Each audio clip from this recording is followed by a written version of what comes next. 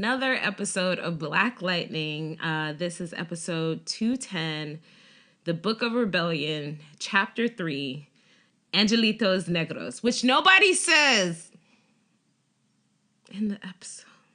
Okay. That's the sub type? Okay, yeah. Never mind. Angelitos Negros, which nobody says. The scene when Jefferson is talking to that Spanish hobo, I thought somebody was going to say it there, and then at least the title would be justified. No one says it. They couldn't even get that right. So, y'all know how I feel about this episode. I am here with the doctor and Parrish. Why don't y'all talk about how y'all felt about the episode? We are here under protest, but we'll proceed. Ladies first. Fuck that. I'm sorry. Century chivalry in this particular case can kiss my ass. Yo, I got problems, man. I got all kinds of problems with this episode, yo. I just like the thing that stuck out to me the most. We were just talking, pre-game in the show, and I said, one of the things you have to admit, accept with these types of shows is that the police are stupid. The police were beyond stupid in this episode. I can't suspend my disbelief here. All of them were stupid. Like the police, Black Lightning, all of them were dumb. Tobias. This is the first episode where I have not enjoyed Tobias. I have nothing. I have nothing except for his love of jazz was refreshing. I'm over Tobias. It's not even cartoonish. It's not even funny anymore. It's annoying. It's insulting. I'm over Tobias. I'm kind of over both of the girls at this point. I'm not over both of the girls. I still love Jen. I am annoyed at how this entire episode, every single time people were talking about Jen, they assumed that everything that she did was because of Khalil. And that pissed me off. Yes, which has never been in her character. Mm-mm. And she very clearly says, I went with him because I could not be in this house anymore because of how I was being treated. And yet and still everything was like, well, thank God Khalil brought her back. And, Khalil did this and convinced her to go. And I was just like, no. Actually, she was the one who was like, I'm down. Let's do it. And then when she wanted to come back, she came back. That was it. It was all her. She saved his life while they were out there. It's just really fucking insulting. And she's told Khalil a couple of times that she could end him, which is true. And hasn't what's her name? Her therapist has told Jefferson and Lynn that she might be more powerful than all of them. Mm-hmm. So the fact that they're trying to act like she's like this helpless girl who's like didn't make any decisions on her own, and Khalil just, because he cut off his dreads and was cute, like she decided to hop in a car and run away. It's fucking insulting. Everyone just underestimated her, and it really, really pissed me off. Let's start with Tobias so we can be done with him. This whole scene of Tobias and Power Ranger at the table and then getting the phone call from Cutter, which we only see one side of the phone call. And why are they playing telephone? Mm-hmm. Like, why? I mean, it'd be a different story if Tobias was pretending he wasn't there, but like everybody knew that Tobias was on the other side of that phone. And clearly it was a situation that Homeboy didn't know anything about. So why is he's like, oh, she says that she's trying to find what's his name again? Khalil? She's looking for Khalil. Like, why are you letting the person who knows nothing about this relay messages to you? Because you're at the end of the table? This is stupid. And then I feel like that was all a setup so that when Cutter actually shows up, they act like they have some banter between the two of them. I'm like, y'all have never met before. That's that right there. Like, you see, I mean, again, this is another part where I can't suspend my disbelief. This woman is walking around like a goddamn G.I. Joe action figure, and everybody wants to talk reckless to her. Mm-hmm. And the only person who can get away with that shit is Tobias, but everybody's talking to her like they know her from way back. And how did Power Ranger get all in to the point where he's talking shit in a situation he has nothing to, I don't understand this. Like 2 seconds ago, you had never met her before. You have had one phone conversation with her. Didn't even know that she was looking for Khalil or why. But and 5 seconds ago, you didn't even know Tobias. Exactly. I feel like they're trying to give Tobias this new crew with Cutter and Power Ranger, and I just don't. The way they choose to draw out certain things, but then rush other certain things that you have to actually build to have that kind of relationship, it makes no sense to me. It's just, honestly, it's just bad writing. It's just, like I said before we started recording, I'm at the point now where life is short. I'm in the second half of my life. I am ready to rage quit the show. I'm done. Mm-hmm. Done. I don't look forward to it anymore, and shit like this is the reason why. It's just it's just bad writing.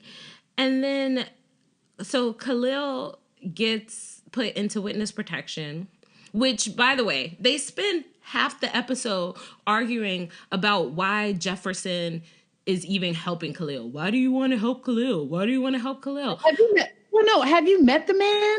This is what the fuck she does. Not just that, but literally 2 episodes ago, you were saying you can't do anything to Tobias because you don't have a fucking witness. Here's your witness. We've been saying it for months. Khalil is your witness. So what do you mean? Why do you want to help him? You want to help him because you want to put Tobias away. It's okay. So let's backtrack a little bit because I remember texting you guys. What was it? A couple of weeks ago. Y'all know one of my favorite shows is Criminal Minds, and my wife and I haven't been keeping up with it lately because we just got a lot going on. So we decided we wanted to binge watch. I did not realize that Damon Gupton was on that show for a season. He left that show to go to Black Lightning. He should have stayed. My man. He should have stayed. I mean, Criminal Minds has been on for like 15 years at this point. It's a pretty solid situation for you to be in. And you left for this. I mean, clearly he makes bad choices in life. Oh my God. Oh my God. My head hurts. It made no sense that people were like, should we help Cleo? How are we gonna help? Like, you were literally saying for how many episodes that you needed a witness against Tobias. You have the person who was working with him. And you're telling him the only way for him to be safe is to turn himself in. Cool. 2 birds, 1 stone. Why are we arguing about this? And while we're on this, Henderson knows that the police department is dirty as fuck. Why are 5 million people at this handoff switch up? Why did he drive away? Okay, so that's first thing. Why do you have 1,000 people flashing lights, his mama coming to say goodbye at the dockyards, whatever else is happening in this scene? This makes no sense. If you have a priority witness against someone who is known to be dangerous and has already sent an assassin after this boy, why do you have 10 million people as a part of this exchange? Then the assassin may or may not be a meta. Exactly. Then you have Black Lightning and Thunder watching from the top of the dockyards or whatever. Literally everybody, the minute they put him in the back of that van, disperses like, well, good job. We did it, guys. It's on the FBI now. It's over. What could possibly go wrong? Exactly. What could possibly happen? We're not going to follow them out of town to make sure they got out of town. Nothing. shady shit that has happened up to this point with the police department and the federal government. And, hey, what could possibly go wrong? We're not even going to have Gamby fly a drone over the truck. Nothing. So then, by the time the truck gets attacked, which we could have guessed was going to happen, by the time the truck gets attacked and y'all get to it, everybody dead. Everybody. Okay. So then we go to that part. Okay, I'm not a police officer. Okay, I don't work for SWAT. I don't work for FBI. So I'm going out of my lane here, and anybody who has knowledge can send me a note and let me know that I'm off base. But if you have a witness in the back of a vehicle, and then you see something obstructing your path, why are the two people driving the witness going to get out and investigate when there are 50 million cars behind them? Because this show is written by fucking morons who don't listen, who don't watch TV. They don't listen probably to people who do watch TV. They aren't listening to the audience who are online saying this is bullshit. They're not listening. They're not learning. Like, the whole point of having a caravan is that you have enough personnel to deal with any obstructions that may occur. Thank you. The primary package can get to where it needs to go uninterrupted. But what I'm saying is it's not just us. Other people are having issues with Black Lightning online. Mm-hmm. And people are talking about it online. And it's like, dude, part of what has made the CW shows grow is the online following, is that social media engagement. You need to start listening to that. It's like everybody else is listening. Hell, from what I understand, I can't speak to first experience because I still haven't watched The Flash, but from what I understand, The Flash seems to be listening like, okay, we fucked up. We just right this ship. We've heard you. Supergirl heard us. Arrow seems to have heard us. The folks at Black Lightning is like, well, we Black. I'm afraid it's a thing where it's like, well, we're Black, so can't nobody tell us how to write this but us. I'm like, no. Story structure is pretty basic across stories, across cultures, and this is some bullshit no matter what culture you're from. But here's a podcast full of Black people telling you this is some bullshit. It's so ridiculous. It's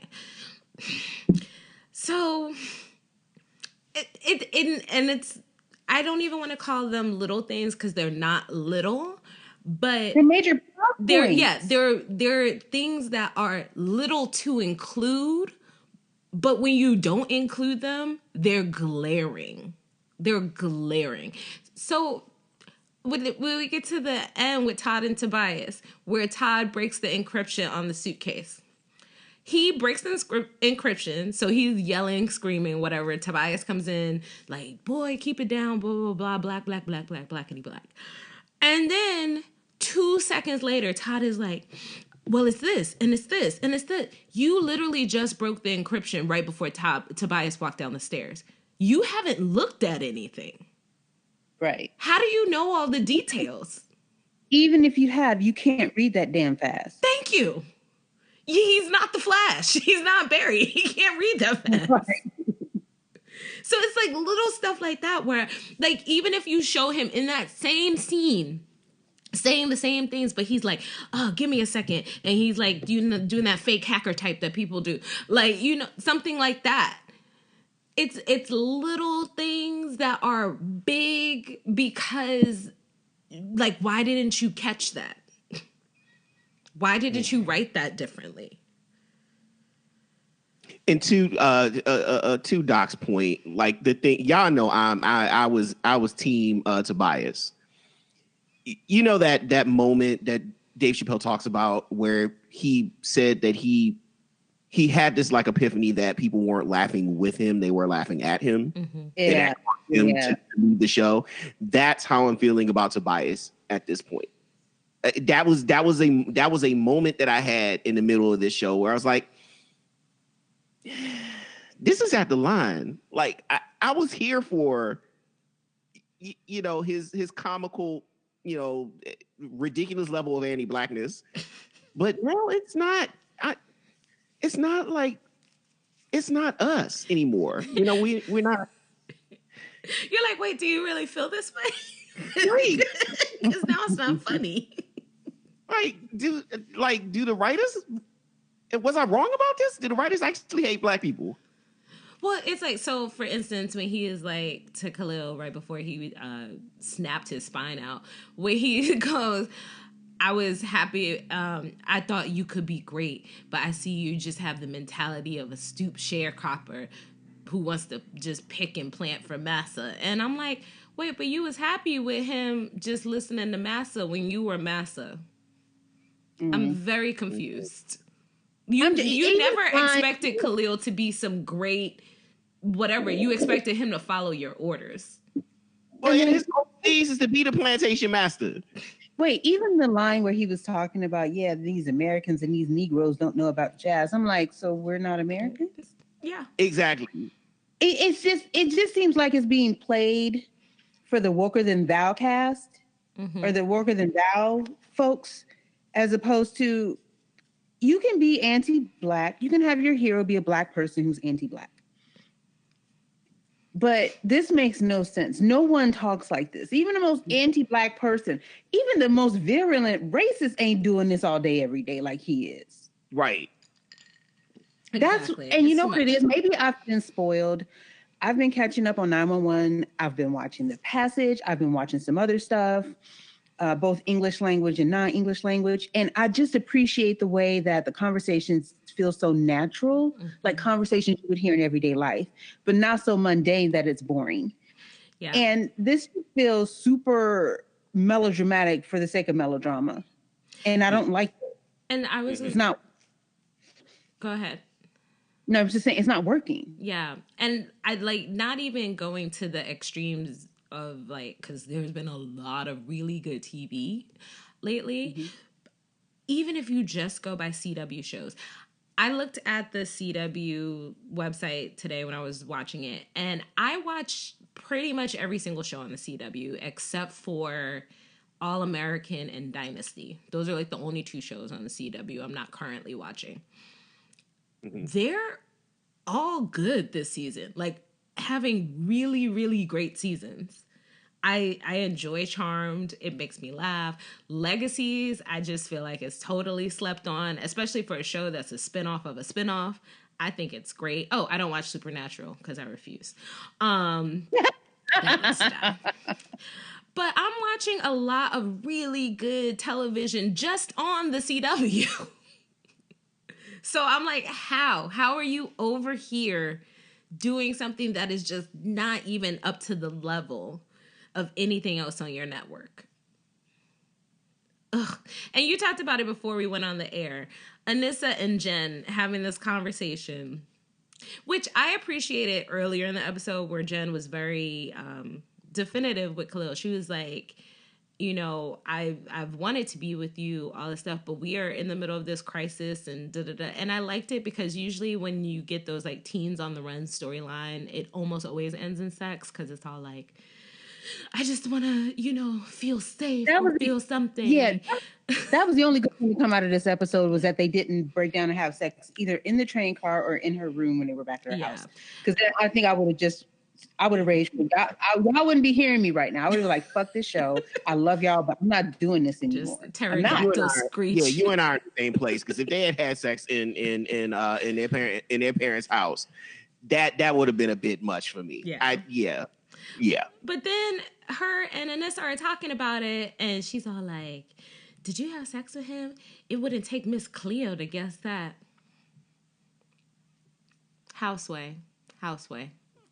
As a matter of fact, because keep there's these references. You can tell that Anissa is not written by a woman. Okay, to be fair, she died in 2016, but her network was from 1997 to 2003. So she was at the height in the 2003. People really didn't hear much about her after that. She did some voice work for Grand Theft Auto. Fuse had signed her as a spokeswoman in 2005. She was in advertisements in Florida. But yeah, no. Anissa has no fucking way to know who the fuck Miss Cleo is. Not to the point where she could make a joke and it be an honest joke. No. Yeah. And I don't want to get too deep into the like Salim of it all, but when all of this stuff came out about the show and him and the allegations, one of the revelations that to me wasn't really a revelation once I heard it was that when they started that show on OWN, Love Is, basically Mara took over show running that show, and he's been show running Black Lightning. That explains so much. It is very evident that there is not a Black female voice on the show anymore. Mm-hmm. And I don't know about the rest of the demographics of their writers' room. I've interviewed some of the writers last season, and it was all men, mostly Black men, but it was all men. But regardless of the demographics, the showrunner has the last say. So you can have some, let's say these might be some allied leaning Black men. If the showrunner is like, no, fuck that, this is what we're doing, there it is. Exactly. And that's what we saw with Kreisberg too. Like Kreisberg has left. The quality of the writing and the direction of both of the shows he was show running, Arrow and Flash, has gone up significantly. I mean, let's be real. Even if you are a quote unquote ally, a Black man, you have blind spots. I've leaned on you all to check me about certain things like offline because I don't have that perspective. So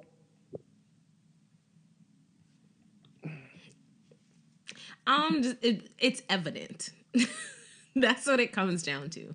It's evident. We see it happening, and we're not dumb because we know how. At this point, I think folks like us who like podcasts, watch these shows, talk about them every week, we know how the sausage gets made. And it's very clear that stuff going on in the background is the reason for the quality, or that something's not right in the background. And that's why this show is just kind of falling apart. Mm-hmm. Yeah, I mean, the thing that, beyond like the details of what Anissa actually said, I didn't feel like that conversation was earned. I just don't feel, I mean, in the beginning, you felt like there was a bond between the sisters. But I think as the show went on, I don't feel like they have that type of relationship. Yeah. It just doesn't, that whole conversation didn't feel earned to me. Not at all. Especially the part where she's like, well, it's nothing wrong with pleasuring yourself. Like, what are we talking about? How do we get here? Well, from did you have sex with your boyfriend while on the run from a murderous killer to, well, a little self-pleasure never hurt nobody. What are you doing? That is not even a natural progression of a conversation. And it's not like you're talking about someone who is thinking about having sex for the first time under normal circumstances. Mm-hmm. What are we doing? Mm-hmm. Yeah. It's just awkward. It was just an awkward conversation. Yep. And then you have so Khalil obviously gets caught by Tobias. They pull his friggin' spine out, which, whoa. And then drop him off in front of the church. And here comes Reverend Clifton Powell talking about God's gonna hold you. God's gonna hold you. If you don't call the fucking ambulance. That's when I fucking lost it. Why are you sitting here praying? My notes literally say, fuck these prayers. Why? Call a damn ambulance. I didn't hear sirens first. And he said, well, God's going to hold you and God's going to make it better. Nigga, if you don't get on the phone and dial 911. Oh, hobbling. My God, it hurts. I was so angry. I was like, there are literal germs. He is going to get an infection before you guys call the damn ambulance. And his spine is sitting right ahead of him, crawling like a space alien. Oh my God. Oh, so annoying. Like, I'm sorry. Fuck the show. I can't. We quit. I can't anymore.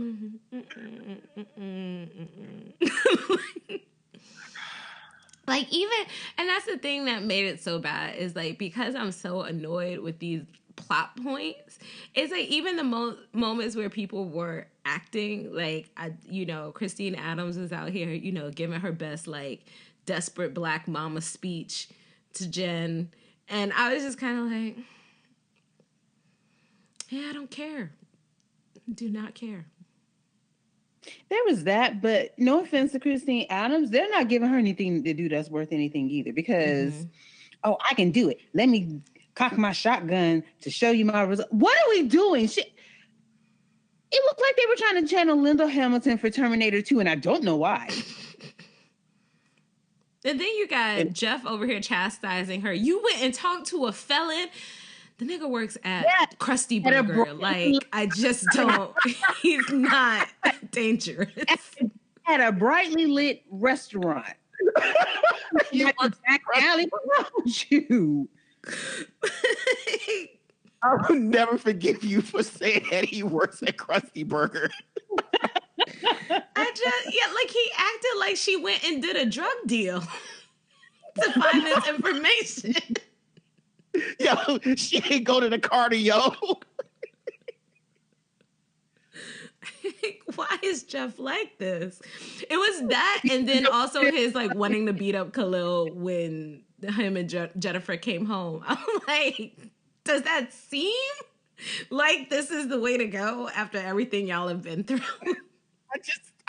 None of this makes sense, yo. None of this makes sense.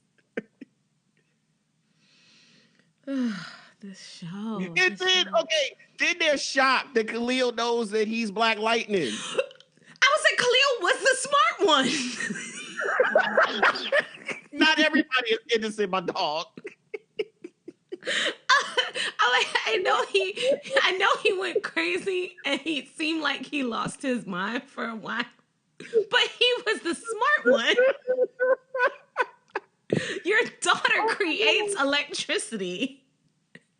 The only people after them other than Tobias are Black Lightning and Thunder. Right. It doesn't take a mastermind to put 2 and 2 together. Well, if you're Henderson, apparently it does. True. Forgot. Oh God, I can't stand that. He legitimately had a look on his face like, "Oh shit, how do you find out?" And everybody looked at Jennifer like, "You told him." It's like, is y'all serious right now? This show. Oh, it makes me angry. It makes me angry. I want it to be better. I need it to be better. I saw somebody the other day posted some article about Nafessa Williams that I guess because she's from Philly, and it was like some local Philly magazine did a thing about her, like the girl from Philly who became a superhero or something like that. And so I posted and was like, she's my favorite. And I was like, that's nice.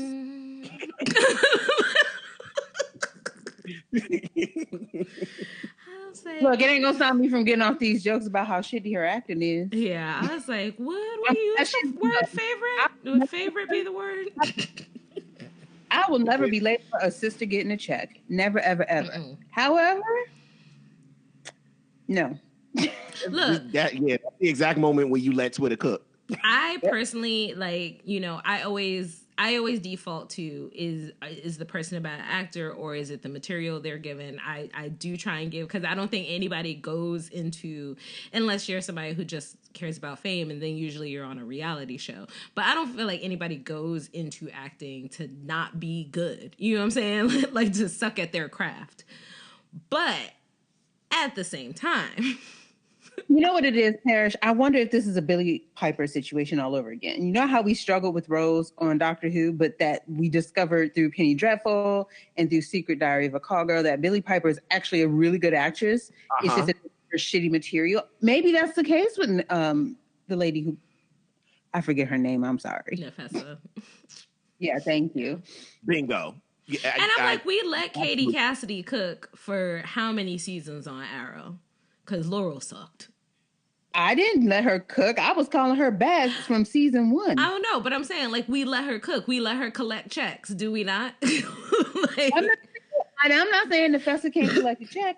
I'm just saying I'm not contributing to said check anymore. Yeah. I'm tired. Yeah. I'm tired.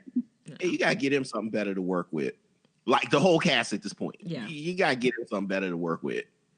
And season 1 proved to us that, like, these people can act. And I thought these writers could tell a story, but now I'm just really confused. Just really, really confused. Because I felt like the things that we called out in season 1 were negligible, you know? Like, they could be fixed. And instead of fixing them, they were like, let's introduce more plot holes. That'll be the kicker. And more shitty writing. Yeah. Just wow. Okay, so we are gonna stop complaining about this show and get up out of here. Kamala Harris is launching her campaign, so I would like to go see what she talked about. And yeah, when does Cloak and Dagger start again? What? When does Cloak and Dagger start again? Oh God, isn't it summer? Yeah, not soon enough. How about that? Right, exactly. Yeah, because I'm over this show. Either way,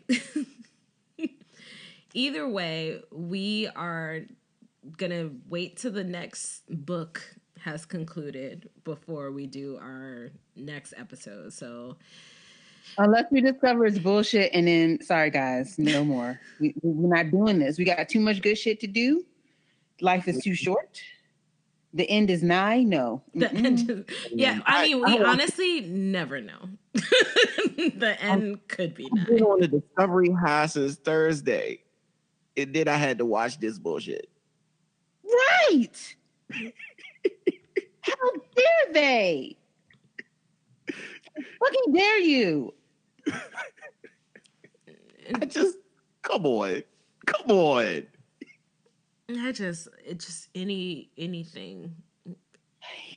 Anything would be better.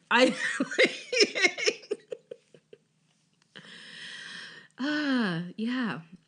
So yeah, we will be back possibly in about 3 to 4 weeks. They might be back, but if it's bullshit, y'all can hear me on Supergirl and Discovery. I'm not doing it. No. It's roof. It's roof. It's really roof, you guys. Like, don't cancel us, but we might have to cancel this show. No, you know what you do? There are so many other shows that are covering it that love it. You go listen to them. Mm-hmm. We not going to sit here and shit on something y'all love. That has never been the policy of our network. At least it's not been the policy of our network, but it sure as shit hasn't been our policy here. Shannon and I have never done that, and we are not about to start now. True. If we can't bring it to you fairly without rage and fury at bullshit, then we will leave it alone and let y'all enjoy it minus our voices. You don't need that negativity in your life. You don't. Right. I mean, because that's really what we try to how we try to differentiate ourselves from from a lot of other nerd sites. Like the whole rage thing is done. Like, y'all want to listen to us to hear about shit that we love. Yeah. Like what we've learned is y'all want to sit around and geek out with us because we really love this shit. Like if we can't get that to you, then I mean, yeah, we just need to rethink it. Yeah. And honestly, I just lately I just want to, I don't have a lot of time. So I want to enjoy the things I give my time to. And exactly. I don't ever want to make somebody feel bad about the things that they enjoy. Like obviously Chris hates Aquaman. I love Aquaman. But even with that, like, and we go back and forth and we make jokes and all this other stuff. I gave Aquaman my time because I wanted to spend 2 hours in the theater with Jason Momoa. I do not want to spend 45 minutes with anybody on this show currently. No one.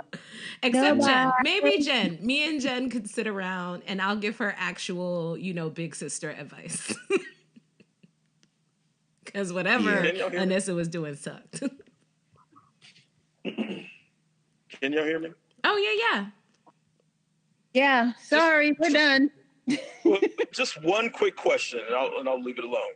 Salim Akil's legal issues aside, do you think this show would benefit from a new showrunner? Oh, yeah. Oh, hell yeah. And new writers. Yeah. No, it needs a new showrunner. And that showrunner ideally would be a Black woman. Absolutely. Okay. Anything else? No, that's good. No. I'm yelling. Yeah. Okay, so y'all will get updates on the Facebook page, on Twitter. We'll let you know what's going on, but I don't know. Y'all better tweet at the writers or something. Be like, step your game up. All right. Thank you for listening, and we'll talk to you in a little bit.